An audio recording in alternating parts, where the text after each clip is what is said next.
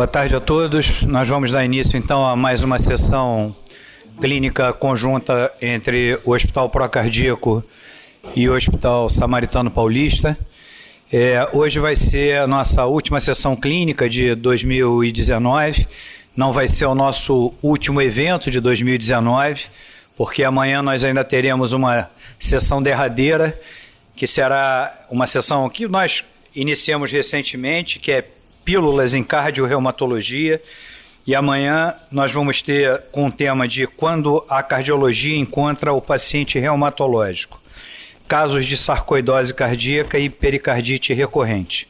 Essa sessão ela é coordenada pela doutora Mirellen Abreu e pelo doutor Evandro Tinoco Mesquita, e acontece amanhã de 18 às 19h30. Eu queria, antes de dar abertura à sessão propriamente dita, primeiro cumprimentar nossos colegas de São Paulo, Baruzzi, nossos amigos de São Paulo, do Samaritano Paulista, registrar a presença do Dr. Pedro Barros aqui entre nós. Pedro é médico do Hospital Samaritano Paulista e é coordenador nacional da linha de dor torácica, está nos visitando hoje. Pedro, muito obrigado pela visita. Tem reforçado bastante esse intercâmbio entre as instituições. Eu acho que isso é muito rico para todo o grupo. Essa semana nós tivemos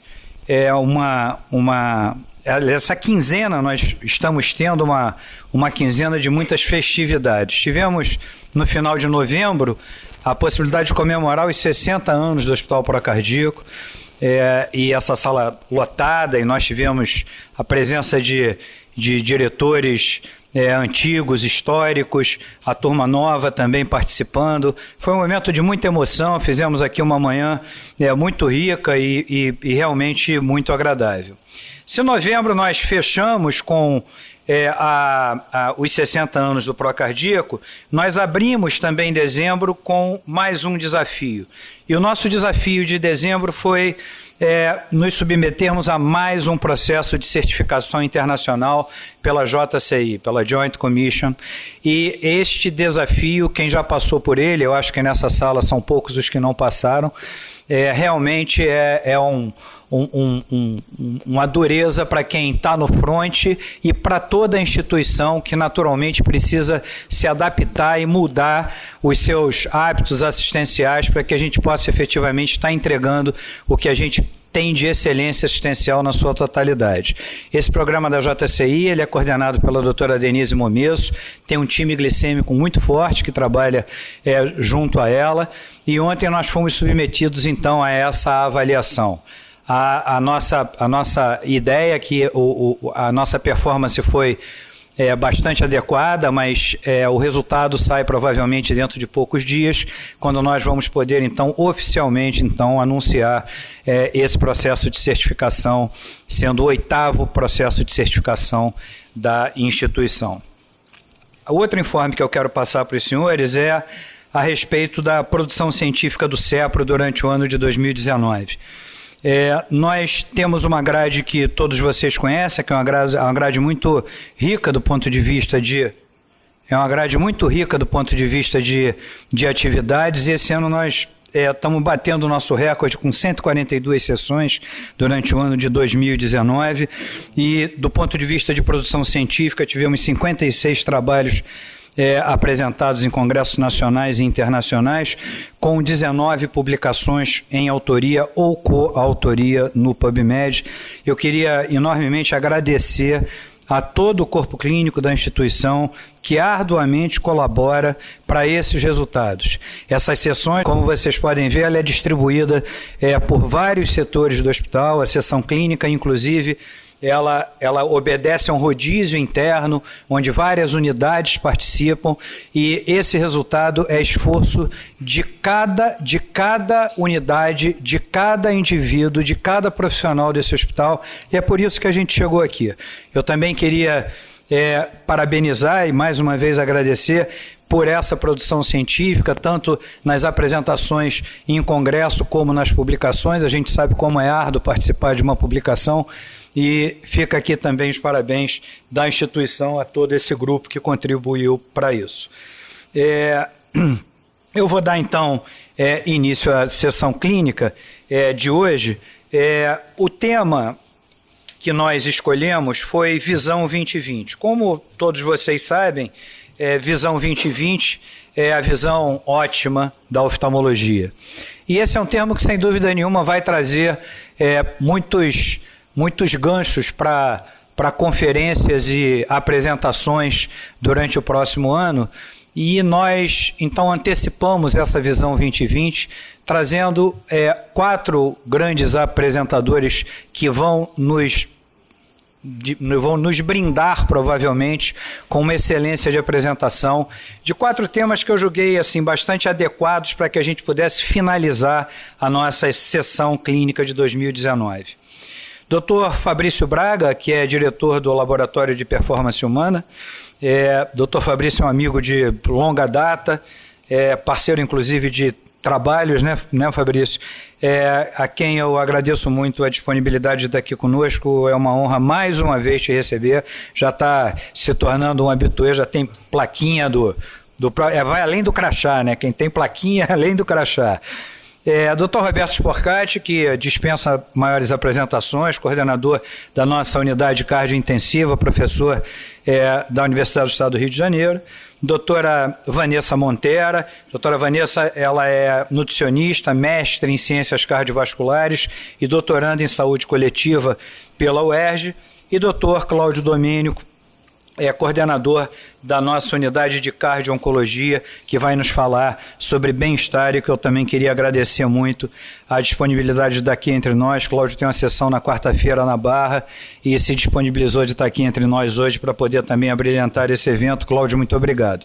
Eu queria começar, então, chamando o Fabrício para poder abrir essas apresentações, e a ideia é que a gente tenha aproximadamente 12 minutos de apresentação e a gente poder abrir para perguntas e debates, que eu acho que vai ser muito rico. Obrigado, Fabrício. Obrigado, André. Mais uma vez é um prazer estar aqui nesse hospital. Tenho vindo realmente aqui muitas vezes e confesso, muito contente com isso. E lembrar... A gente fala de Agenda 2020 desde que virou o milênio, né? 2020 chegou e aí a gente não fez muita coisa, né? Então, outra referência 2020, lembrando a oftalmologia, é um padrão como são escolhidos atletas de beisebol nos Estados Unidos. A Liga Americana de Beisebol escolhe alguns de seus jogadores, muitos de seus times, basicamente no exame oftalmológico. Então, o oftalmologista é um médico importante na montagem de times de beisebol. Mas, enfim, nós vamos falar um pouco aqui de exercício, o que eu espero do exercício para a próxima década que está começando aqui. Bom, nosso ministro exagerou um pouco quando ele disse essa frase no meio desse ano, né? Na verdade, o Brasil não lidera o ranking mundial de sedentarismo. O Brasil é o 5º país do mundo mais sedentário. Tem muitas coisas importantes na agenda do Brasil para os próximos anos. Imagino eu que diminuir a desigualdade social seja a coisa mais importante, até porque o país menos sedentário do mundo é Uganda, então assim, não adianta resolver um problema e ficar parecido com Uganda. Mas, sem sombra de dúvida, esse é um problema importante que a gente precisa diminuir, né? Então, apesar desse exagero, a situação é bem ruim. E é muito pior aqui, no Rio de Janeiro. Isso aqui é um mapa da participação populacional em esporte por capital no Brasil. Isso foi publicado um estudo do PNAD de 2015, e o Rio de Janeiro, como os senhores podem ver, ocupa a última posição no ranking de todas as capitais do Brasil em termos de prática esportiva. 100 milhões de pessoas nesse país não fazem absolutamente nenhum esporte, nenhum tipo de atividade física ou coisa parecida. Eu tenho uma pequena pesquisa feita dentro do laboratório que talvez explique por que essas 100 milhões se comportam desse jeito. Eu perguntei para 2 grupos de pessoas, 10 de um lado, 10 do outro, 10 que faziam atividade física regularmente, 10 que não faziam atividade física regularmente, de 0 a 10, quanto cada uma dessas condições ameaça a sua saúde. Tinha lá estresse, colesterol alto, pressão, diabetes, fumar, blá, blá, blá, blá, blá, blá, e aqui tem uma baixa capacidade física. Isso que foi o que aconteceu. né? Então a gente vê ali que fumar ameaça mesmo na cabeça das pessoas muito a saúde delas, junto com o diabetes e tudo mais. Isso foi o que a capacidade física teve. E a gente vê que quem faz exercício regularmente dá um valor maior a ter uma baixa capacidade física como um ponto ameaçador. E quem não faz exercício regularmente acha que capacidade física se ameaça menos do que tomar refrigerante. Então, assim, existe uma tradução de risco muito ruim dos profissionais de saúde quanto a ter uma baixa aptidão física, uma baixa capacidade física. Mas eu olho para esse lado para o ano de 2020 como um ano de mudança, né? E 2019 espelha isso. Tive o trabalho de contar quantas sessões envolvendo atividade física foram realizadas nos grandes hospitais do Rio de Janeiro no ano de 2019. 42 sessões clínicas envolvendo exercício. Isso é um número, não posso dizer quantos foi, mas eu posso garantir que foi um número muito menor do que esse nos anos anteriores. Mas aí assim, puxa, mas como é que esse acontecendo dentro de grandes hospitais, onde efetivamente as coisas devem acontecer, vai chegar lá na ponta, no indivíduo que faz ambulatório lá na minha cidade natal, São Gonçalo, prescrever exercício físico? Mas é dentro de lugares de excelência que essas coisas devem mudar, né? Porque, como disse nosso padroeiro, São Lucas, a quem muito foi dado, muito será pedido. E isso já aconteceu. Coisas que hoje a gente faz de forma corriqueira começaram dentro de grandes hospitais. Eu vou dar um exemplo para vocês. Na década de 90, começo da década de 90, é improvável que, dependente da maneira como você apresentasse com dor torácica numa sala de emergência, você fosse estratificado, avaliado, conduzido, tratado de forma diferente. Dentro desse hospital aqui, no início dos anos 90, começou uma rotina de investigação de dor torácica. Essa aqui é uma cópia, provavelmente a primeira diretriz brasileira de tratamento de dor torácica, que imagino tem aqui uma referência ao Hospital Procardíaco, porque a cópia é ipsilita do que vocês tinham colado na parede aqui naquela ocasião. E hoje é improvável que dentro de um grande hospital do Rio de Janeiro você seja avaliado de uma forma não rotineira, ou seja, não estandartizada, baseado no teu risco, na característica da sua dor, no eletrocardiograma, etc, etc, etc. Dentro dos grandes hospitais, dentro dos bons hospitais, isso sim que acontece. Então eu acho efetivamente, o que eu gostaria que acontecesse, como o André me pediu, que botasse o que eu desejo e o que eu acho que vai acontecer. O que eu desejo é que o ano de 2020, todos os médicos vão começar a prescrever exercício.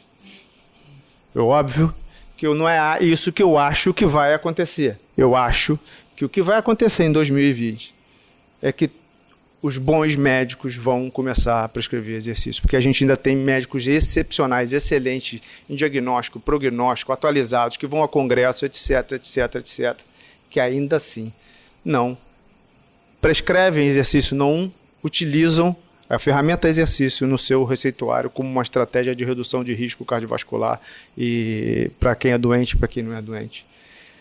Hoje, como é improvável hoje que dentro de um bom hospital no Rio de Janeiro você não seja estratificado quando chega na emergência com uma dor torácica.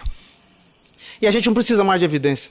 Né? Assim, não tem mais necessidade de evidência nenhuma, a gente já tem um máximo de evidência em todos os cenários. O que a gente está acontecendo, o que aconteceu foi em 2019, é que hoje a gente tem evidências em diferentes contextos clínicos e pode exemplificar isso para os nossos pacientes com argumentos diferentes do que a gente podia antes. Exemplo, a gente pode dizer hoje que o cardiopata se beneficia de um aumento de volume de exercício muito mais do que o não cardiopata, como esse trabalho publicado no JAMA, no JAMA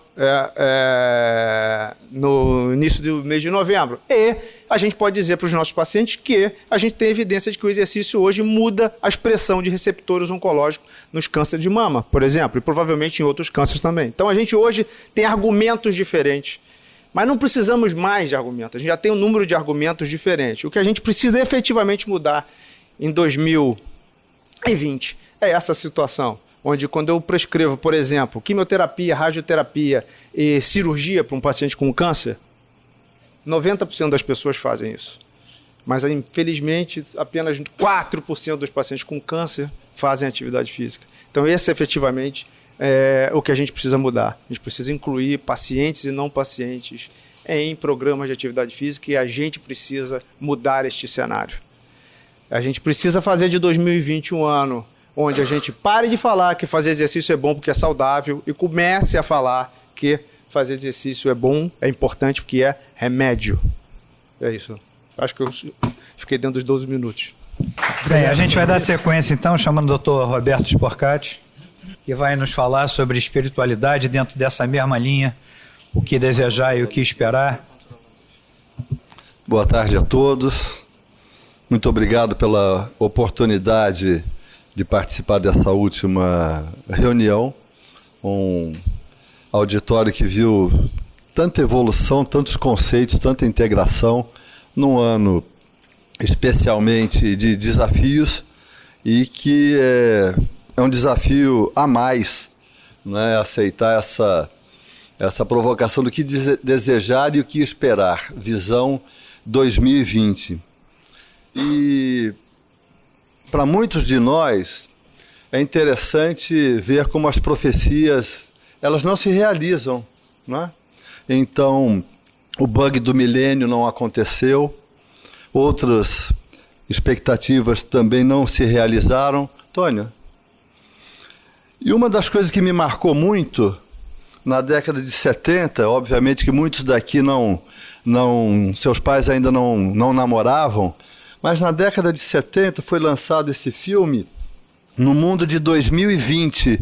Então acho que foi uma prévia do que a gente vai encontrar o ano que vem, e é interessante essa reflexão.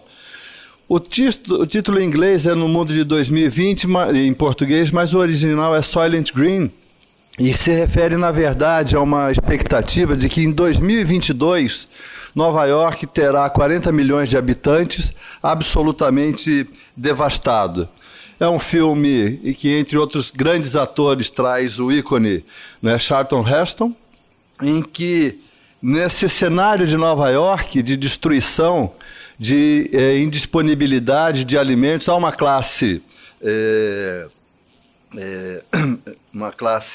dominante em que, lamentem, mas a previsão é que em 2020 as mulheres fizessem também parte da mobília dos apartamentos. E aqui é ele então já começando uma investigação, porque o dono de uma grande empresa, né, tinha sido assassinado, e a alimentação é distribuída, não é, para a população como os biscoitos, e tinha muito pouco. Bom, era um biscoito, então, um Soylent, não é, de soja e de lentilha, vermelha e amarela. Mas quando era para distribuir a verde, era uma briga que a polícia tinha que entrar forte. E o que mais interessava, então, era o Soylent Green. O Soylent Green, além disso, o Estado oferecia também, face a esses confrontos todos, a possibilidade de uma morte digna. Então, o companheiro de vida mais idoso do investigador, não é, já cansado da vida, tem uma cena lindíssima, uma briga por conta de uma maçã, interessante, em Nova York, maçã, né? Que não existia mais. Então, essa morte digna oferecida pelo Estado, o indivíduo poderia ir a um ambiente. Então, ele escolhe o cenário, a música, e o amigo dele está observando a cena final, não é? E ele força para ver essa situação. Assim que o seu amigo morre, ele é retirado e ele continua acompanhando os corpos, hoje bastante previsível, que na verdade os corpos são reprocessados para a nutrição do Soylent Green. Então é isso que estava programado em 1973 para 2020. Estamos numa situação bem melhor. Eu fiquei pensando assim, o que mais possa ser uma previsão. Uma das coisas que a gente sempre gosta de consultar é o horóscopo chinês. No ano do rato de 2020, as qualidades nossas deverão ser muito otimismo, muita alegria, muita sociabilidade, disposição para festas e viagens. Eu acho que tinha trabalho ali, mas apagou. Independência, muito entusiasmo. E nós não seremos indivíduos superficiais. Nós seremos muito cordatos, sem intransigência, e teremos determinação, muita constância na nossa motivação. Não teremos ciúmes, mas teremos muito amor em 2020 e sem o sentimento de posse. 2020, o rato simboliza um ano de recomeços, oportunidades e amor. Além disso, a astrologia chinesa prevê, olha só que bom, muito dinheiro e sucesso para nós todos. Não só para os naturais do rato, mas também para os animais do horóscopo chinês. Mas eu queria pensar um pouco mais com vocês, queria fazer uma reflexão a mais e dizer assim que para a proposta de trabalho, não é, do Grupo de Estudo de Medicina Cardiovascular e Espiritualidade, o GENCA, foi um ano ímpar, em que, depois de 8 anos de reuniões, a Sociedade Brasileira de Cardiologia convidou o grupo para um dos capítulos da sua diretriz de prevenção. Um trabalho em que eu destaco, não é, o Ricardo Murilli, que é um colega nosso daqui do hospital, em que nós elencamos 13 diretrizes que eu acho que é uma meta para 2020. Nessas diretrizes, como classe 1, respeito e o apoio a todas as crenças e religiosas. Todos os profissionais de saúde devem saber fazer um rastreamento mínimo, não é, de espiritualidade.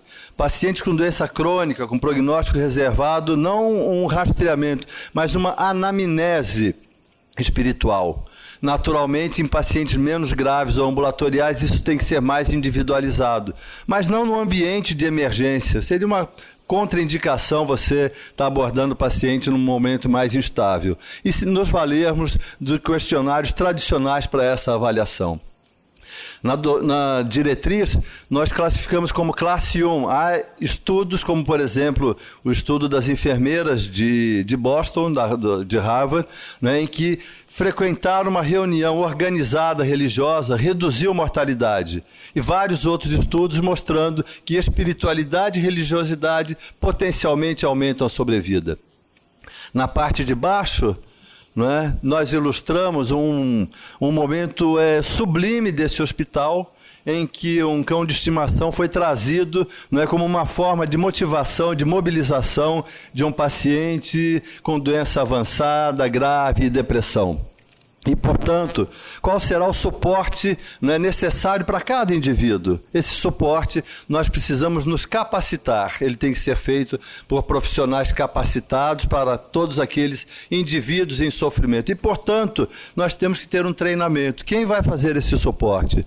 É o médico? É o enfermeiro? É o psicólogo? É o capelão? Isso precisa ser melhor estruturado e vemos como algo para 2020 um programa hospitalar de treinamento. É um processo idêntico a qualquer protocolo, a qualquer processo de acreditação. Vale muito a pena que nós elaboremos e desenvolvamos ainda mais, não é, as técnicas de meditação, de relaxamento e de combate ao estresse.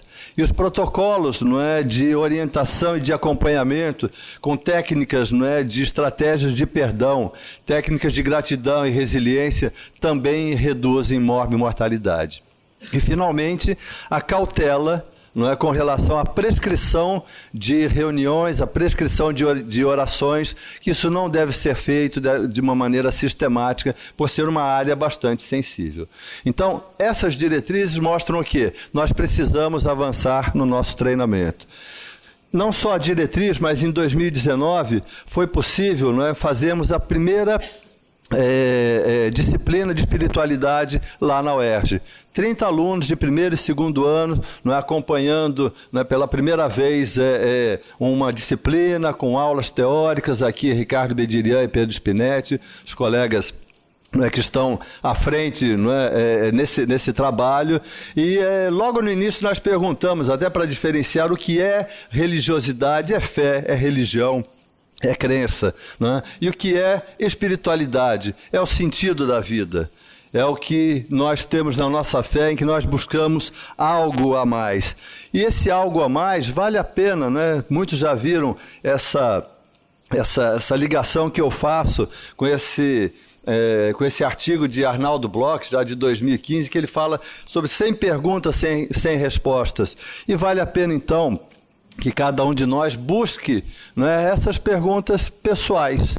De onde viemos, quem somos, para onde vamos, e lembrar aos nossos pacientes que nem sempre sabemos viver, nem sempre sabemos morrer.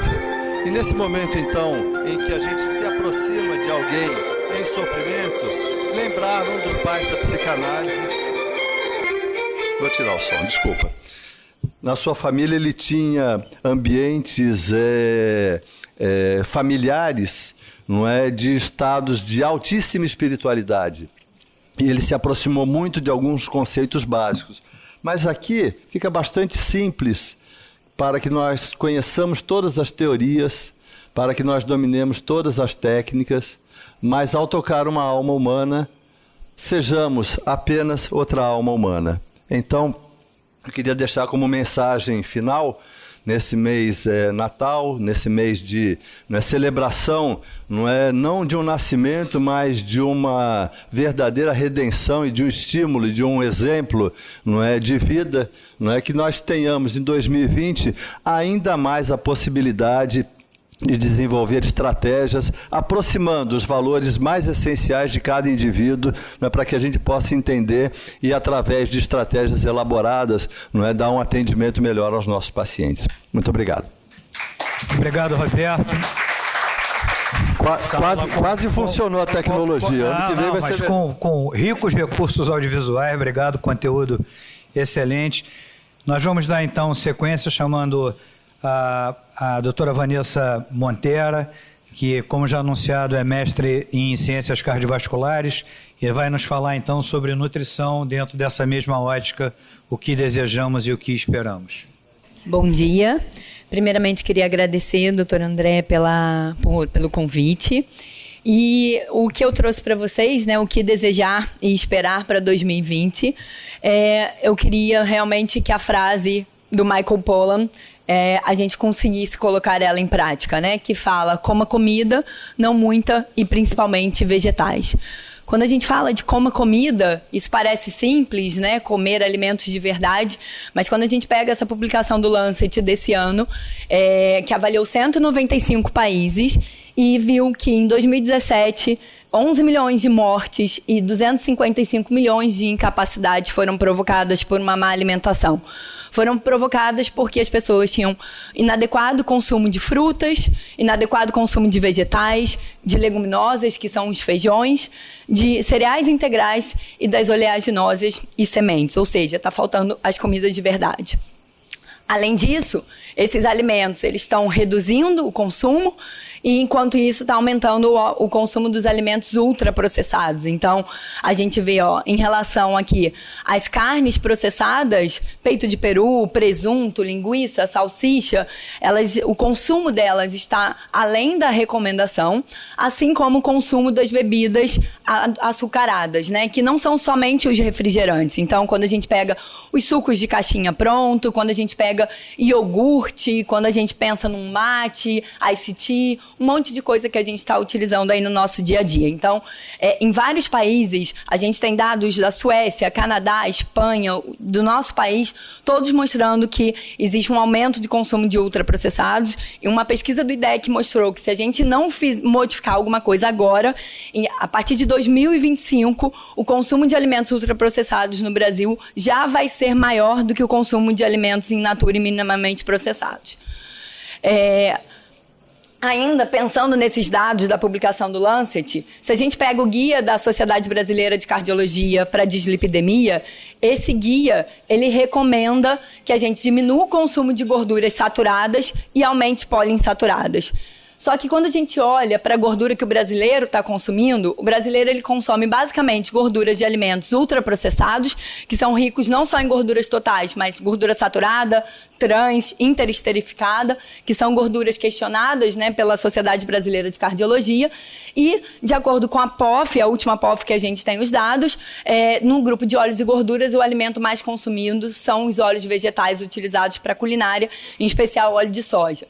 E aí, quando a gente pensa em aumentar a gordura poliinsaturada, a gente tem que pensar em melhorar a relação ômega 6 e ômega 3. Só que muitos desses óleos, eles sequer têm ômega 3. Se a gente pegar óleo de girassol, ele não tem ômega 3. Ele tem 60 e pouco de ômega 6 para nada de ômega 3. Se a gente pegar óleo de milho, ele tem 1% de ômega 3. Então, isso gera um desequilíbrio muito grande de uma gordura que é essencial para a nossa saúde.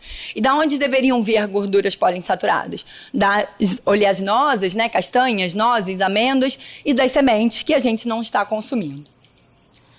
Bom, quando a gente fala de coma comida de verdade, é comer comida e não alimentos ultraprocessados, sejam eles de origem vegetal ou origem animal. Então a gente fala de comer a fruta e não tomar o suco de caixinha, comer o coco e não um alimento industrializado à base de coco, comer a batata e não a batata chips, e a mesma forma dos origens animais, né? Então, a manteiga é melhor do que uma gordura hidrogenada ou uma gordura interesterificada das margarinas.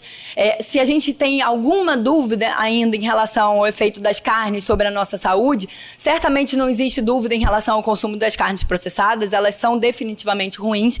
E os queijos também. Se eu comparar um queijo fresco com um queijo processado, que pode ficar anos numa caixinha, é complicado a gente achar que metabolicamente eles se comportem da mesma forma.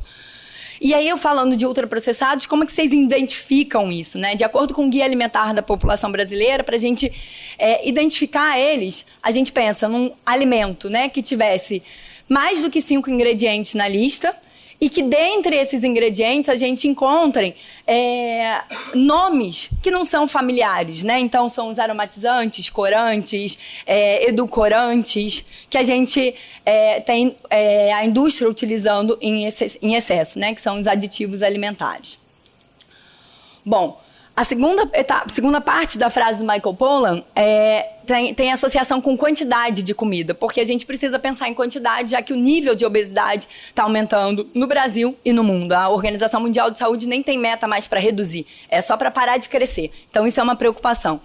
Mas quando o Michael Pollan fala coma comida e não muita, eu pergunto, qual é o tipo de comida que estimula o excesso? Será que é a maçã que estimula o excesso ou é o biscoito recheado? 3 biscoitos recheados equivalem a comer 2 maçãs. Mas é muito mais fácil eu comer 6 biscoitos recheados, 2 porções de biscoito, do que 4 maçãs. Um copo de Coca-Cola, ele tem a mesma caloria do que 10 cenouras. A gente toma 2 copos de Coca-Cola, mas ninguém come 20 cenouras de uma vez, né? Então, isso a gente precisa parar para pensar. O que mais?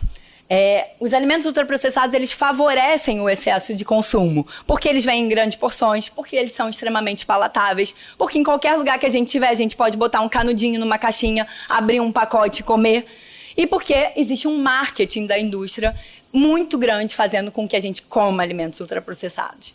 E esse ano, o primeiro ensaio clínico randomizado que mostrou pra gente que comer ultraprocessados engorda. Eles disponibilizaram a mesma quantidade de calorias para 2 grupos, um seguindo uma dieta à base de ultraprocessados e um seguindo uma dieta sem alimentos ultraprocessados. Quem consumiu ultraprocessado ganhou peso, quem consumiu alimentos não ultraprocessados perdeu peso. E foram expostos à mesma quantidade de calorias. Só que eles perceberam que quem foi exposto à dieta com ultraprocessado comia mais energia por minuto. Os alimentos ultraprocessados estimulam a fome hedônica, o comer compulsivo. Eles mexem com o nosso sistema de recompensa, com saciedade, com apetite. E aí, a gente precisa entender, então, a partir de agora, que uma caloria não é igual a uma caloria. Que a caloria do biscoito recheado é diferente do pão francês, que é diferente da maçã.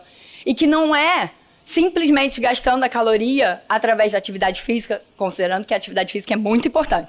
Mas não é simplesmente fazendo atividade física que eu resolvo o problema. Porque quando eu tomo um copo de refrigerante, não é só a caloria que eu tenho que gastar. Ele mudou várias coisas. Ele mudou microbiota, ele mudou receptor de sabor, ele alterou neurotransmissor. Então, isso a gente não resolve só na esteira. 0 calorias também não é igual a 120 calorias, literalmente. Porque as pessoas hoje têm medo de tomar um copo de suco de laranja, mas elas tomam um refrigerante 0. Só que o suco de laranja, gente, tem vitamina C, tem fitoquímico, tem fibra. O impacto metabólico disso é muito mais benéfico do que as 0 calorias de um refrigerante sem açúcar. Um refrigerante que vem adoçado com adoçante. Ok, adoçante é saudável? Não. Adoçante tem impacto metabólico, altera a microbiota, libera hormônios, altera a liberação de hormônios intestinais, como o GLP-1, muito estudado hoje, afeta a resposta neurohormonal e promove prejuízo na tolerância à glicose e resistência à insulina. E a gente não toma ele sozinho, porque um ou outro toma o adoçante só no café, mas a gente come ele junto com corante, com aromatizante, com emulsificante, com vários outros aditivos encontrados nesses produtos ultraprocessados. E aí, só para vocês terem uma ideia, né? Eu coloquei aqui uma refeição simples. Um café da manhã com leite, café, adoçante, pão integral, requeijão de baixa caloria e peito de peru. E olhem a quantidade de aditivos que a gente está exposta com essa alimentação. Se a gente pegar aqui, ó, na colação, uma barrinha de cereal, mais aditivos. Se eu peço no almoço, né? Simplesmente acrescentando ali um pastelzinho, eu boto mais aditivos. Se eu tomar um refrigerante, mais aditivos. Se eu comer uma paçoquinha diet, mais aditivos.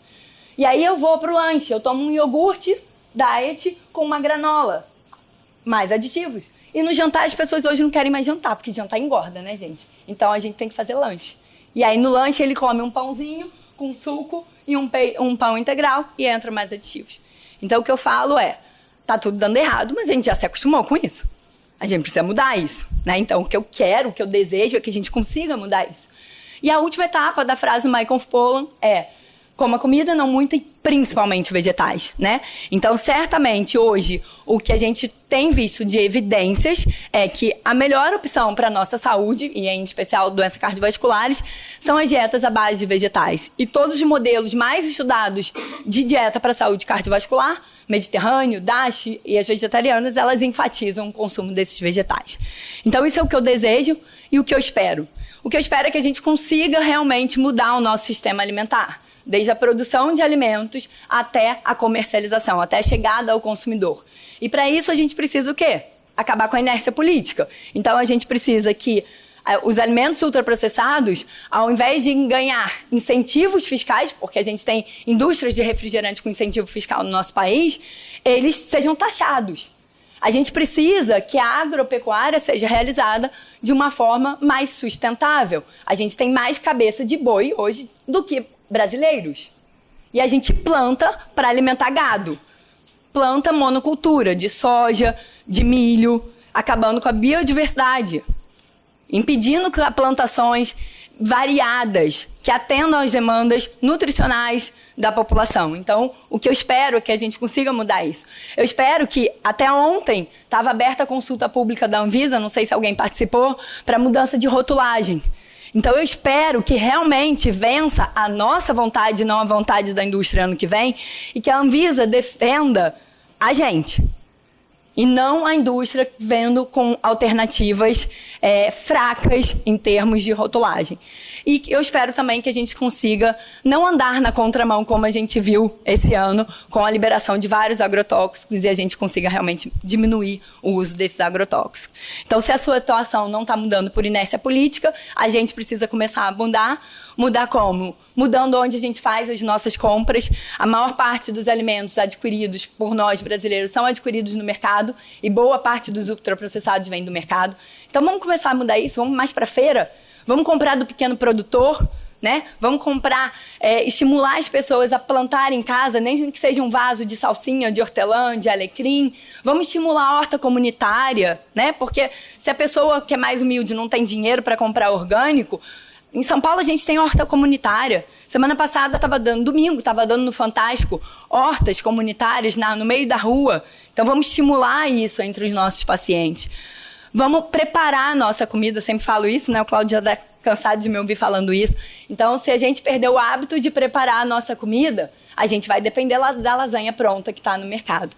E vamos mudar o nosso estilo de vida, porque isso daqui traz doença. Então, se a gente conseguir realmente, dia após dia, né, etapa após etapa, a gente conseguir fazer hábitos saudáveis se tornarem hábitos de vida, eu acho que isso é o essencial. Então, algumas mensagens: coma mais alimentos in natura, mais vegetais, calorias são menos relevantes e busque qualidade e equilíbrio. Obrigada. Obrigado, Vanessa.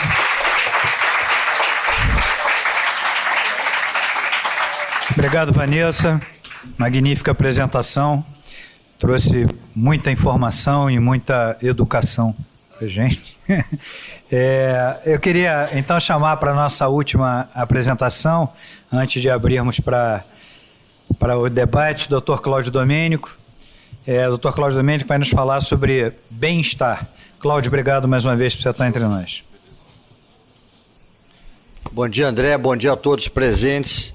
Os colegas de São Paulo que estão nos ouvindo, nos prestigiando também. Aqui, para aqui. Parabéns, Roberto, Fabrício e Vanessa, pela excelente apresentação. E a gente tem que medir, né? Para a gente poder comparar, gestão é número. Será que a gente pode comparar bem-estar, avaliar bem-estar e pensar como é que nós estamos, como é que nós vamos ficar lá para frente? Essa foi a apresentação que eu participei hoje de manhã no Globo. Esse é o título do livro do professor J.J. Camargo. Esse é o curso mais procurado na universidade mais famosa do mundo, o curso de Happiness, Felicidade. Só se entra nesse curso por loteria. A pessoa passa 4 anos na Universidade de Harvard tentando entrar e a maior parte sai sem conseguir fazer esse curso. Tem várias dicas, é um dos livros que eu recomendo. Felicidade, se a gente for olhar no dicionário, no Michaelis, tem muito a ver com bem-estar. Uns colocam mais para o lado material, outros para valores não materiais. Mas felicidade e bem-estar tem muito a ver também com saúde. A moderna e atual definição de saúde pela OMS significa completo bem-estar físico, mental, social e espiritual, que o Roberto falou aqui. Essa foi uma das pessoas mais felizes, mais bacanas, mais legais, mais generosas que eu conheci na minha vida. Faleceu nesse hospital esse ano, a Gisela Amaral. Então, saúde não é tudo, mas tudo sem saúde é nada. O Dr. Edson Godoy botou essa frase no meu livro e a gente vê que felicidade, bem-estar e saúde é quase que um contínuo, se complementam muito. O bem-estar tem várias dimensões. Eu posso estar bem comigo mesmo, posso não estar bem no meu ambiente de trabalho, eu posso estar bem e posso não estar bem com o mundo.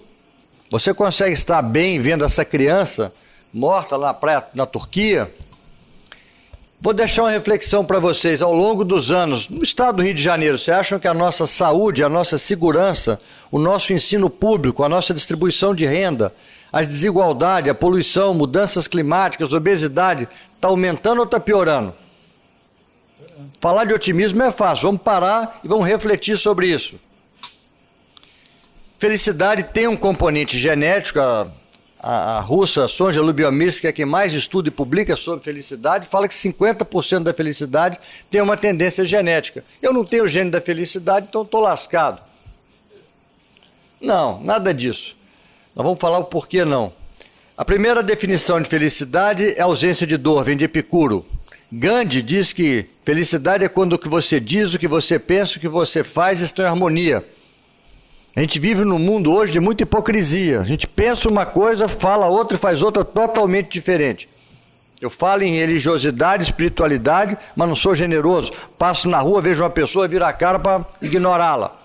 Não consigo conceber religiosidade, espiritualidade sem generosidade. Bauman falava que felicidade era um equilíbrio entre segurança e liberdade. Se eu tenho muita segurança, moro na Coreia do Norte, mas não tenho liberdade nenhuma, é uma escravidão. Se eu moro num país que eu posso fazer de tudo, então um caos, uma bagunça, não tenho a liberdade em excesso, atrapalha. Então não existe caminho para a felicidade, felicidade é o caminho. Pondé, citando um autor brasileiro, fala da necessidade do equilíbrio entre dinheiro, afeto e saúde. Precisamos de ter dinheiro para pagar as nossas necessidades básicas, senão não há bem-estar. E no Brasil, 15 milhões de pessoas vivem abaixo da linha da pobreza, com menos de R$8 por dia. A primeira estratégia para a felicidade, expressar gratidão. Quem não conhece esse livro, recomendo, da Sonja Lyubomirsky, né? Tem o autocuidado, cuidar do corpo e da alma. Os povos da Escandinávia são considerados mais felizes. E um dos motivos deles serem tão felizes é não se comparar. E hoje as mídias sociais, que são diversas, nos levam a todos os momentos a nos comparar. Nunca teve tanta depressão. 2030 será a doença mais prevalente. Então está avançando os anos, está aumentando a depressão. Talvez o nosso bem-estar esteja caindo. Perguntaram, a sua revista, na época, publicou essa pesquisa, o que é ter felicidade? Ter dinheiro. 58% queriam isso. Isso era ser feliz. No entanto, Bauman diz que ganhar bastante dinheiro para adquirir bens que só podem ser obtidos de lojas é um ônus pesado sobre o tempo e energia disponíveis para obter e usufruir bens não comerciais e não negociáveis, como o amor e a amizade. Notem que os Estados Unidos está à direita, país de maior PIB, de maior renda per capita, mas perde no ranking de felicidade para o México, que tem um PIB muito menor. Então, Bauman explicava que o dinheiro por si só não era suficiente. E foram criados alguns índices. Hoje, o índice que mais se usa é esse GNH, Gross National Happiness. Começou no Butão, pelo quarto rei do Butão em 72, e são 33 variáveis, isso aqui já aumentou, que vai de liberdade de expressão, de acesso à internet, acesso ao transporte, educação, tudo isso. E notem como é que está o ranking de felicidade, como sempre, os países que têm melhor distribuição de renda, menos desigualdade, lá em cima. Não tem jeito. Esse é o grande problema do mundo atual. A má distribuição de renda e a desigualdade. Vamos ver como é que estava o Brasil. Vamos comparar. 15, 16º lugar, 17º, 32º lugar. Então, nos últimos 5 anos, o Brasil está o quê? Piorando. Vamos ver a Venezuela. Nos últimos 5 anos, 2015, 23º lugar, atualmente 108º lugar. No Congresso Europeu de Cardiologia foi mostrada uma pesquisa realizada na Argentina. Os nossos irmãos argentinos há anos estão numa crise violenta econômica. A cada 1% no aumento do desemprego, aumenta em 4% a taxa de suicídio. Roberto falou aqui de espiritualidade. Esse é um livro que eu aconselho, do Dolan, autor inglês, prefaciado pelo Kahneman, Prêmio Nobel de Economia. Prazer e propósito. O que traz mais prazer e propósito para o ser humano é o trabalho voluntário. Aquilo que você faz para o outro faz mais bem para você do que para o outro. Esse é um artigo de bem-estar, um livro do Seligman, que é o pai da psicologia positiva. Ele criou um acrônimo, PERMA. Emoções positivas, se enganjar, relacionamentos, dar sentido à sua vida. Foi falado aqui vida com sentido e realizações. Waldinger coordena o maior estudo, é o 4º diretor desse estudo, é um teólogo, de felicidade. Vale a pena ver o TED Talk dele. A conclusão, depois de 80 anos de acompanhamento, que o mais importante estratégia para a obtenção da felicidade, bem-estar e longevidade são os bons relacionamentos. A solidão é tóxica, o ser humano é gregário, né? E aqui, uma revista que saiu, vale a pena também ler, só sobre a ciência da felicidade. Não tem nada a ver com bens materiais aqui. Esse livro, da Bronnie Ware, que é uma enfermeira australiana, que acompanhou durante 8 anos pacientes terminais na Austrália. E ela ia anotando no papelzinho o que os pacientes falavam dos maiores arrependimentos. Não tem nada de dinheiro aqui. Queria ter comprado um carro novo, ter tido um barco, não. Queria ter tido coragem de viver a vida que queria. Gostaria de não ter trabalhado tanto. Aqui eu visto uma carapuça enorme em mim. Gostaria de ter tido a coragem de expressar meus sentimentos. Gostaria de ter ficado em contato com meus amigos. Gostaria de ter me permitido ser mais feliz. Esse foi a palestra do professor Camargo, os livros dele lá. É um médico, humanista, assim, já esteve aqui no hospital com a gente, no Samaritano. E eu termino levando simplesmente a uma reflexão, e citando essa frase do poeta Ferreira Goulart: não quero ter razão, quero ser feliz. Porque o cara que quer ter razão, que sabe tudo, acaba sendo um chato, né? Desculpa, mas a minha mensagem em relação ao mundo atual sobre bem-estar, sobre felicidade, não é boa. Eu estou esperando com muita... Assim, eu estive na Intrínseca essa semana numa editora, conversando com alguns editores. Vai sair o novo livro do Piketty, do Thomas Piketty, que escreveu o Capital. Vai sair o Capital e a Ideologia, 1440 páginas. É desesperador quem lê alguns pedaços do livro. Eu acho que o grande problema do mundo hoje, e a gente está vendo a poluição aumentando, Vanessa falou que a obesidade aumentando, e a gente só está olhando para o nosso umbigo. Enquanto nós não distribuirmos mais a renda, facilitarmos o acesso e tivermos um mundo mais justo, mais generoso, eu acho que o nosso bem-estar, André, vem caindo.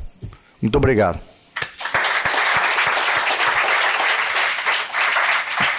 Cláudio, muito obrigado. Bem, agora nós temos mais 27 minutos ainda para que a gente possa abrir para algumas questões. Queria abrir também aos nossos colegas de São Paulo, mas eu queria abrir as questões perguntando ao Fabrício, que nos falou sobre exercício. Fabrício, como é que a gente pode prescrever exercício físico na dependência da faixa etária? Quer dizer, o exercício aeróbico ele deve ser mais enfatizado dentro de uma determinada faixa e o exercício de aumento de tônus muscular na outra. Considerando o mundo real, que o indivíduo tem 60 minutos para poder fazer exercício, ou 50 minutos, 3 vezes por semana, como é que a gente prescreve? A prescrição que eu faço pro de 40 anos é igual a que eu vou fazer para o de 70 anos? Existe alguma? Como é que a gente harmoniza isso, dependendo da faixa etária especificamente, não de doenças? Vou pegar o contexto mais difícil, que é o indivíduo mais velho que você puder imaginar, óbvio que alguém que consiga caminhar nas calçadas do Rio de Janeiro sem cair, e que não tem nenhuma experiência de atividade física. Então, existe um protocolo chamado protocolo do Paul Thompson para isso, em que a gente, obviamente, começa muito, muito, muito abaixo daquele número mágico de 150 minutos que a gente tem na cabeça, que é o que a OMS recomenda. Então, você vai pedir para o indivíduo fazer... O senhor consegue caminhar 5 minutos? Então, em geral, as pessoas vão dizer que sim, né? Se ele não falar que não, ele precisa ser internado. Então, ele já vai dizer que sim. Então, se consegue ir... Então, o senhor vai sair de onde o senhor quer... Enfim, da porta da sua casa, da porta do seu trabalho, vai andar 5 minutos para frente e 5 minutos para trás. Então, o cara vai andar 10 minutos nesse dia. Isso vai fazer isso todos os dias durante 2 semanas. Esse é um tempo que é improvável que as pessoas digam que não, você não tem nem tempo para isso. Então, a cada 2 semanas, você vai aumentar 5 minutos. Até que esse indivíduo chegue a 30 minutos de atividade física diária, 150 minutos de atividade semanal. 5 vezes por semana ele pode descansar no sábado e domingo. Né? O que você prescreveu para esse indivíduo? Né? Olhando agora do ponto de vista técnico, 150 minutos de atividade leve por dia. Quando ele tiver feito isso depois por 6 semanas, você atingiu a coisa mais importante que você quer, né? Uma pessoa que quer começar a fazer atividade física, transformou aquilo num hábito de vida dele. E aí você pode mexer nos outros domínios da prescrição de exercício, no outro domínio, que é a intensidade e o treinamento de força. Então, o primeiro passo do médico é transformar aquilo um hábito na vida do indivíduo. Então, esqueça a intensidade, tem que ser 150 minutos moderado ou 75 minutos de atividade física intensa, que tem que fazer 60 minutos de treinamento de força. Esqueça tudo isso e pega o exercício e transforme um hábito na vida do seu paciente. Acho que isso é assim, a principal lição. Bom, obrigado, Fabrício. Roberto, a sua apresentação sobre espiritualidade ela foi muito rica e nos trouxe assim, muitos insights a respeito do quanto muitos de nós, e aí eu me incluo, posso estar afastado de toda essa essência da espiritualidade. Mas o que a gente observa na maioria das pessoas é que em momentos de extremos, essa espiritualidade ela costuma ser recrutada, se a gente puder assim chamar.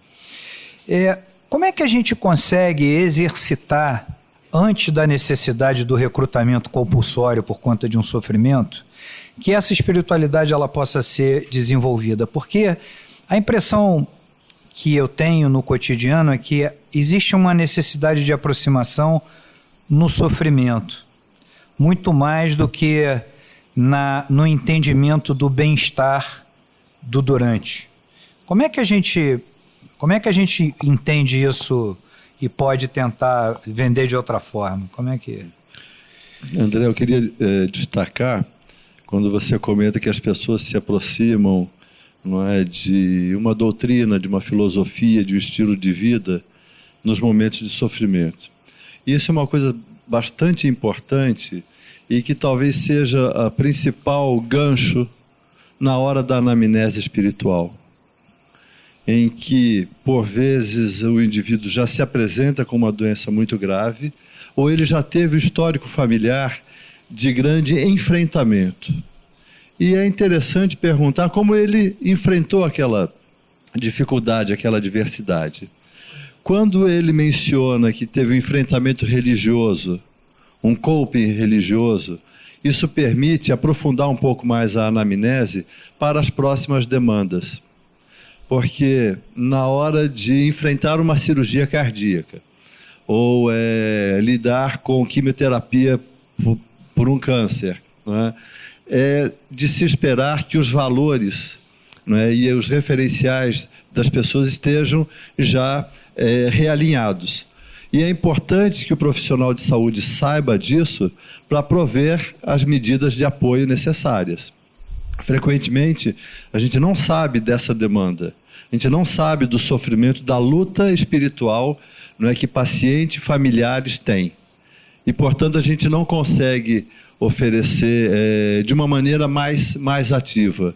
Quando está registrado na anamnese, como a gente diz, não no item identificação de religião, mas na identidade e nos valores, como parte da anamnese, você se considera religioso ou espiritualizado, você tem uma fé, isso é importante, não é, na sua vida, você frequenta alguma reunião, na hora de doenças difíceis, isso vai interferir, você quer que chame alguém, então você já tem o aspecto da demanda, né? Isso é assim o que nós temos que criar como coisas básicas de protocolo de atendimento. Todos os profissionais têm que saber, né? E assim, eu diria que é uma regra pétrea, treinamento, cada profissional tem que saber o que a instituição dele pode fornecer. A outra parte, né, é fruto das experiências de vida, né, André? Então, as adversidades podem se mostrar e serem transformadoras. Os questionamentos de vida, da mesma forma, podem trazer uma revisão de valores que frequentemente, acho que Cláudio foi feliz quando ele mostra ali a migração de bem-estar, não é, dos bens materiais para outros valores. Às vezes isso é inato. Pessoas muito jovens, não é? Nessa época do ano a gente observa isso, né? Pessoas assim com um espírito, não é, altruísta, comunitário, não é? Muito jovens. Frequentemente isso acontece mais com o amadurecimento, com a revisão de valores. Então, eu acho que é importante que a gente procure todo dia questionar a nossa dimensão de vida. As 3 perguntinhas, exatamente o que é que nós estamos fazendo quando chegamos no trabalho, quando a gente está numa reunião. Qual é o significado daquilo? Não é? Habitualmente, essa prática regular, ela vai trazer os questionamentos, né? A gente poderia mencionar, sem dar um cunho religioso, mas é um dos maiores filósofos, né? Santo Agostinho, que recomendava: à noite, questione tudo que você fez, para ver se foi de maneira adequada ou não.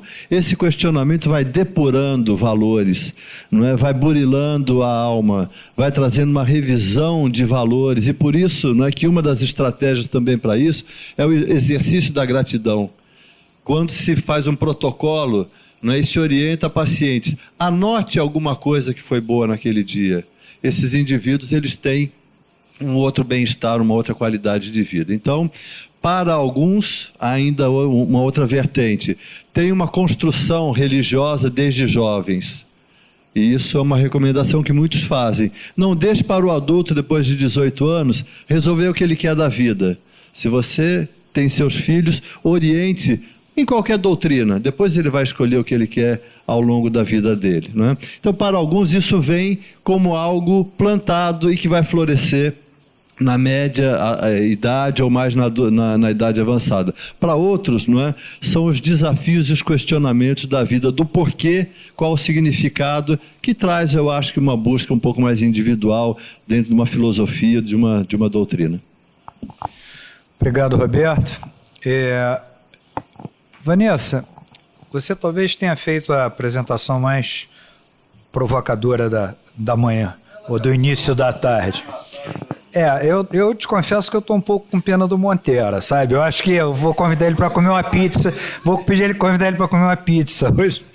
Mas, brincadeiras à parte, Sem dúvida nenhuma, quer dizer, o que você mostrou é muito claro para nós o quanto nós estamos errados no nosso cotidiano alimentar. A pergunta, na realidade, é porque a questão da mudança do hábito, ela está muito atrelada à perda do prazer. E talvez, na questão alimentar, isso apareça de uma forma, talvez não tão profunda, mas muito mais abrangente. Eu estou falando comparando com outros padrões, eu não estou falando obsessivos, mas padrões fora do modelo ideal. E com muita frequência, o que a gente vê é muito mais uma busca pela perda de peso do que pela alimentação adequada. As pessoas se preocupam muito mais em perder 10, 15 quilos do que conquistar efetivamente comendo. Mas eu acho que independente do caminho que a gente siga, como é que a gente faz um adulto que passou até os 50 anos comendo bife e batata frita, fazer essa migração de uma forma objetiva? Quer dizer, qual é a conversa que a gente precisa ter? Eu entendi a coisa do remédio, eu entendi. Agora, na prática, como é que você acredita que a gente possa efetivamente fazer essa transformação para alguém que já tem esse hábito há tanto tempo? Então, vamos lá. Estão falando que eu tenho que pagar a consulta. Primeiro, assim, a grande dificuldade que você falou da perda do prazer é porque tudo que a gente comemora na vida envolve alimentação, né? Isso. Então, assim, aniversário envolve alimentação, eu sou promovida no trabalho, eu vou comemorar, vai envolver alimentação. Então, a alimentação é fonte de prazer. Eu acho que, assim, a gente não pode acabar com todo o prazer, né? Porque a alimentação não pode ser a nossa única fonte de prazer. Mas ela é uma das fontes e é uma fonte muito importante. E aí, quando você falou de um indivíduo com 50, você imagina para um paciente com 80 anos. A alimentação passa a ser realmente uma das grandes fontes de prazer, né? E aí, muitas vezes chega no meu consultório um paciente que toma, vamos supor, Nescau e tem o resto do dia totalmente bagunçado, mas o Nescau é o comfort food dele, é a alimentação de prazer, né? Então, assim, não vai ser naquele Nescau que eu vou resolver a vida do paciente. Então, muitas vezes eu vou deixar aquele Nescau e ele não come nenhuma fruta, então vamos da mesma forma que o Fabrício falou, né? De 5 em 5 minutos eu aumento a atividade física e, às vezes, de uma consulta para outra, a meta pode ser, vamos comer 3 porções de fruta no dia, porque você come uma, às vezes, no café da manhã. Vamos variar os vegetais, porque a pessoa, às vezes, até come vegetal, mas ele come todo dia alface com tomate e cenoura. Então, assim, vamos introduzir outros. E, assim, o que eu sempre gosto muito de fazer com meus pacientes é perguntar o que ele gosta, né? Porque, assim, não adianta passar uma dieta com tudo que o paciente não gosta. Ele vai fazer por algum tempo, enquanto ele está motivado para perda de peso, e depois ele vai largar tudo aquilo. Então, o importante é o que você gosta. Então, vamos juntar coisas que você não gosta? Por exemplo, então, se chega um adulto, né, que fala assim, eu odeio vegetal, eu não como nenhum legumes. Mas você gosta de arroz? Gosto. Então, vamos tentar botar uma cenoura ralada misturada nesse arroz para fazer? E vamos ver se dá para comer? Eu não gosto de cenoura. Então, vamos tentar de várias formas. Então, o nosso paladar, ele é adaptável, né? Então, conforme a gente vai oferecendo, a gente vai acostumando o paladar. Então, ele não gosta de cenoura? Um dia eu vou oferecer uma preparação com a cenoura ralada, outro dia a gente faz uma cenoura cozida, outro dia a gente faz uma assada, outro dia eu bato a cenoura num suco. E uma hora o paladar dele se acostuma com a cenoura, entendeu? Então, eu acho que, assim, não dá para radicalizar. O problema é que as pessoas hoje, tudo é radicalismo, né? Então, vamos sair de uma dieta que está totalmente bagunçada para, de repente, fazer uma dieta cetogênica. Por quanto tempo ele consegue fazer isso? Né? Ou tá comendo um monte de carboidrato e aí, de repente, ele quer mudar para low carb. Não é isso, né? Acho que tá faltando nas pessoas esse equilíbrio. Trabalhar com receita. Como é que eu falo pro paciente cozinhar? Né? Às vezes, eu já atendi paciente que virou para mim e falou, olha, Vanessa, eu vou te falar uma coisa. Fogão e geladeira na minha casa é decoração. Como faz com esse paciente? Se eu tô falando que precisa cozinhar. Então, eu tenho que cativar ele para fazer ele ir para a cozinha, né? Então, assim, vamos tentar uma preparação simples. Não adianta eu inventar uma coisa mirabolante para ele. Mas se eu te der uma receita simples, você acha que dá para fazer? Vamos tentar? Vamos ver como é que funciona? Então, eu acho que é isso. É tentar respeitar fontes de prazer com o paciente ir etapa por etapa. Tem paciente que gosta de uma radicalizada, mas a maioria a gente vai ter que seguir passo a passo, da mesma forma que a gente falou da atividade física, ofertando receitas, né? Sempre respeitando o prazer do paciente. Porque se você realmente tirar todo o prazer, ele nem volta mais no seu consultório. Abandona. Obrigado. Acho que o Cláudio falar, depois eu te dou a palavra, Monteiro, só. Cláudio, a sua última apresentação sobre bem-estar, você trouxe um dado que eu considero assim, fundamental dentro dessa linha, que é as questões básicas de subsistência. Eu acho que só dá para a gente começar a falar de um determinado momento de bem-estar quando você tem as suas necessidades básicas supridas.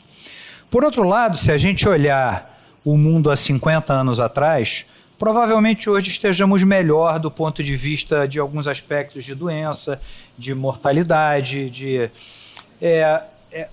como é que a gente pode conciliar essas duas visões? Porque, na verdade, existe a gente viu o IDH agora, que saiu agora recentemente, o Brasil despencando no IDH, é uma vergonha nacional, mas a gente precisa lidar com essa realidade para poder efetivamente propor mudanças dentro de toda a loucura que a gente vê no cotidiano. Como é que você acha que a gente efetivamente poderia fazer intervenções locais onde a gente conseguisse mudar esse patamar? Quer dizer, a saúde e a educação me parecem absolutamente fundamentais para que a gente possa fazer isso. Mas você enxerga assim, ações locais onde nós, como indivíduos, possamos efetivamente estar promovendo esse tipo de transformação? É interessante a sua colocação. Países mais desenvolvidos, como os Estados Unidos, a longevidade começa a dar sinais de declínio. Uma das questões levantadas no ESC é se a obesidade aumenta tanto, por que a mortalidade cardiovascular estabilizou tende a cair? Porque o controle de fatores como hipertensão arterial, dislipidemia e tabagismo trazem retorno a curto prazo, curto e médio prazo. A obesidade deve provocar uma explosão de doença coronária a longo prazo. A poluição que não se tinha tanto, nós melhoramos por causa de vacina, por causa de saneamento, o acesso melhorou, mas agora nós estamos estabilizados. Saiu o estudo do Paulo Saldiva esse ano, por exemplo, sobre poluição. Estar em São Paulo, os colegas de São Paulo, não sei se tomaram notícia dessa pesquisa da USP e Harvard, pesquisa simultânea, 1 hora dentro do carro corresponde a fumar 5 cigarros por dia. Foi destaque Estado de São Paulo, Folha de São Paulo, Globo. Vou repetir, estar no carro 1 hora na cidade de São Paulo equivale a fumar 5 cigarros por dia. Então você viu esse ano, lá no Congresso Europeu, nos jornais, que pela primeira vez na Europa a poluição vai matar mais do que tabagismo, 800 mil mortes. E o país que mais preocupa é a Alemanha, número 1. Então, hoje é uma preocupação que você vê, a obesidade está escapando do controle, a Vanessa mostrou aqui, poluição está escapando do controle. Quais são as 3 grandes demandas demográficas que custam mais de $1 trilhão para a humanidade atualmente? Tabagismo, obesidade e mudanças climáticas. A única que estabilizou alguma coisa foi tabagismo. Eu acredito, André, que a situação que nós vivemos hoje, só há uma solução e ela é drástica. Taxação. Você não pode proibir a pessoa de andar de carro lá no centro. Você não pode proibir dela comer um fast food. Mas se você taxar aquele fast food em 20% e esse alimento, essa taxa, for subsidiar transporte público, alimento saudável, talvez sim. Então, no momento que o mundo vive, além da distribuição de renda, que deve melhorar, nos países nórdicos hoje, entre o que ganha mais e o que ganha menos, a diferença é 7. Eles estão querendo baixar para 4. Londres, o Reino Unido, mostrou agora no ESC, o TfL, o órgão de controle de Londres, até 2050, que é que 80% dos carros saiam das ruas. Então eu acho o momento que a gente vive, cabe uma taxação. Uma medida local, que o Rio foi pioneiro e funcionou muito bem, foi a lei seca, que foi muito criticada, é muito rígida, isso e aquilo. O órgão mais sensível do corpo humano é o bolso. A lei seca, todo mundo aqui, nenhum de nós sai, se vai beber, pega um Uber, pega um táxi, pede uma carona e assim vai. Então, eu acho que no nível que nós estamos, a nível local, é taxação. E sensibilizar, o Cláudio Gil falou isso há pouco tempo, autoridades, o Fabrício fala de fazer exercício. está aumentando, é verdade, mas qual é a única capital do Brasil que tem médico do exercício contratado? Vitória. Rio de Janeiro não tem, São Paulo tem, então não tem médico do exercício, a gente prescreve exercício, mas tem médico para fazer isso? Então tem que ter muita sessão, Fabrício, nós temos que divulgar muito ainda. Tem que ter uma coerência entre o que a gente pensa, fala e faz. Então eu acho assim, o caminho é longo, a curto prazo, eu acho que só resolve assim, você quer comer errado, você quer andar de carro, você quer poluir, nós vamos te taxar. Mas o dinheiro tem que ir para serviço público, para transporte público. Nós somos a Paris, vários colegas aqui, todos andamos de metrô. Qual o problema de andar de metrô? Todos andamos de metrô. O público tem que ser maior do que o individual. Einstein dizia, meio ambiente é tudo que não sou eu. Só que a gente só olha para o nosso umbigo. Então eu acho que a curto prazo, taxação, de uma maneira drástica, para que a gente possa reverter e assim melhorar. Nós estamos vendo aí a saúde do Rio não está legal, o trânsito do Rio não está legal, a segurança não está legal. Então por que o Rio está em 27º lugar da pesquisa da PNAD de 2015? Porque você olha a Zona Sul, você tem um viés, pô, a Lagoa, pessoal remando, pessoal andando na praia, mas isso não elege ninguém a Zona Sul. O Rio é uma cidade conflagrada. As pessoas que moram no Morro do Alemão, na Maré, não saem de casa, têm medo de bala perdida. Então eu acho que a gente precisa de políticas públicas. Nossos amigos de São Paulo. Sim. André, caros colegas, amigos, Procardíaco, boa tarde a todos. Parabéns pela magistral apresentação. Tá saindo o som, André? Tá. Boa tarde a todos. Eu queria só fazer duas colocações. A primeira, nos vários quesitos que foram abordados, eu queria confessar que eu acho que eu seria reprovado na maioria deles. Estou preocupado se eu vou chegar vivo em 2020. E se chegar, parece que 2020 não tem coisa boa, segundo aí o nosso amigo Roberto Sporcati. Então, mas faço votos que eu esteja vivo aqui em 2020. Mas duas colocações. Perguntaram para o doutor Adib Jatene, já falecido, o que é ser um homem livre? Professor, o que é ser um homem livre? Ele respondeu, o dia que você controlar sua vaidade e você tiver alegria no sucesso alheio, você está se tornando um homem livre. Então nós temos que, junto do conjunto das nossas ações, espiritualidade, etc., cultivar a liberdade interna, a alegria de viver, reconhecer o sucesso alheio, comemorar junto. Isso nos torna cada dia mais livres. Outro pensamento que muito me sensibilizou foi do Dr. Elias Knob, lá do Albert Einstein. Ele falou, Barroso, o dia que você estiver deitado no leito, do lado do seu paciente, você vai ver que a desigualdade desaparece. Nós temos que desenvolver a humildade e o humanismo. Nós estamos acostumados a conversar com nossos pacientes sempre acima, de pé no leito, não é isso, Zé? Mas senta na poltrona, ou faça um exercício, deita do lado dele. Você vê que as diferenças somem. Então nós temos que ser humildes sempre e cultivar o humanismo, que amanhã nós estamos deitados nesse leito e quem vai nos tratar tem que ter esses conceitos, como o Dr. Roberto muito nos ensinou e os demais colegas. Então eu queria encerrar, André, te agradecendo imensamente pela oportunidade oferecida na participação no decorrer do ano. Estaremos todos sim aqui o ano que vem com força total. E a nossa gratidão, falando em gratidão, nossa gratidão por todos os amigos e professores do Procardíaco. Muito obrigado.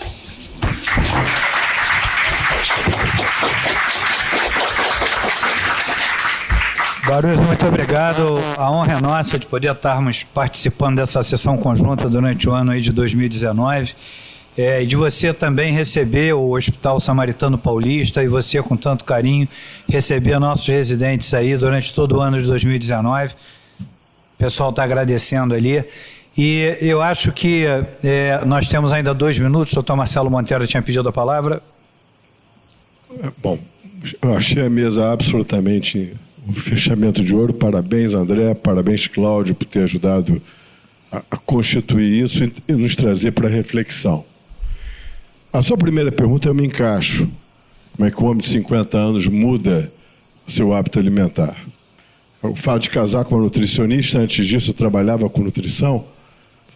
A primeira coisa é a ignorância.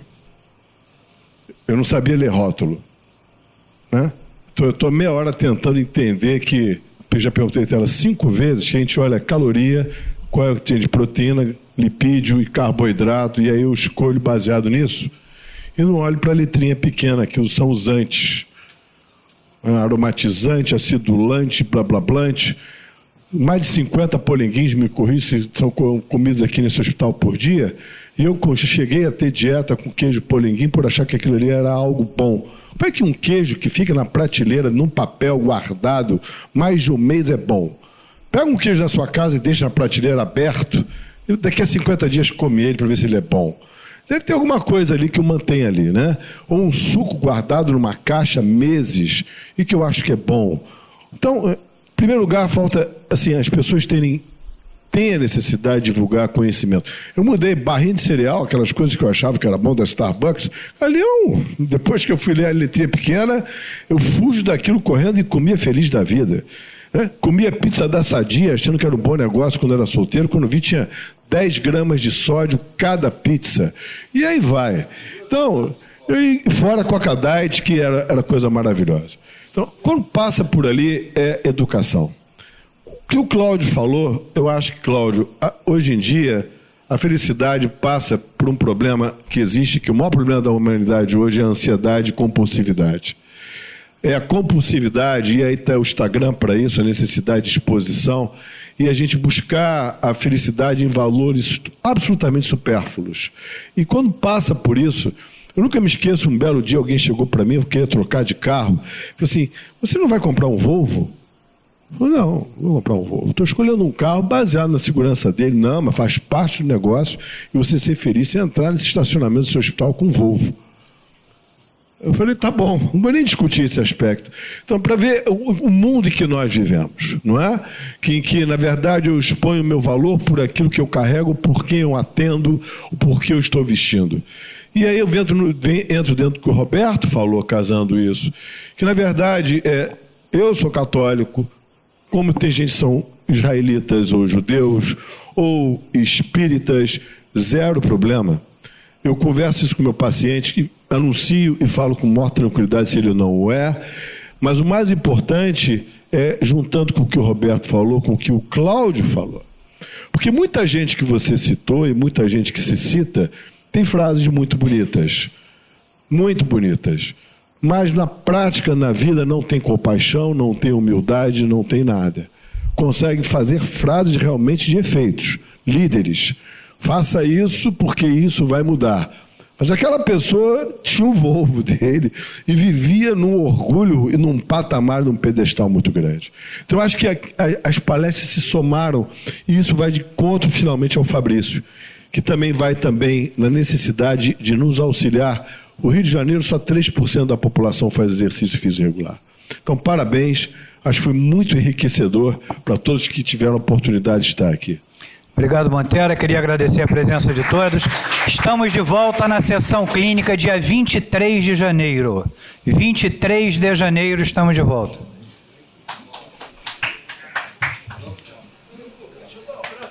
Fabrício, super obrigado.